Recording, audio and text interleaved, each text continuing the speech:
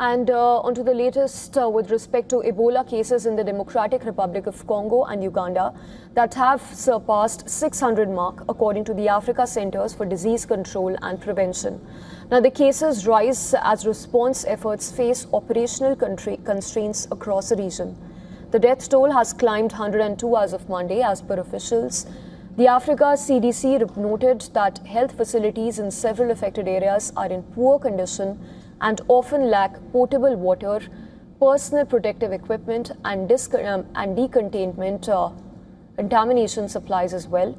The agency said insecurity, a shortage of ambulances, growing staffing pressures, with some health workers unpaid or without incentives, and even poor roads are further slowing access and response operations. It also expressed concerns over the negative impacts of travel restrictions imposed on affected and at-risk African countries despite guidance from the World Health Organization and the Africa CDC. Meanwhile, the United States, which is preparing to welcome a wave of World Cup visitors, has urged other nations to boost efforts to halt the spread of Ebola, including through travel restrictions. President Donald Trump's administration has pledged to make every effort to block the virus from entering the country. The US has banned non-Americans who have been in the Democratic Republic of Congo, Uganda or South Sudan in the previous 21 days from visiting. In fact, it has even set up an Ebola treatment center in Kenya for American citizens. That very project has prompted mass protests in Kenya, with police having dispersed demonstrators near a military airbase, the same location where the US plans to build an Ebola quarantine center.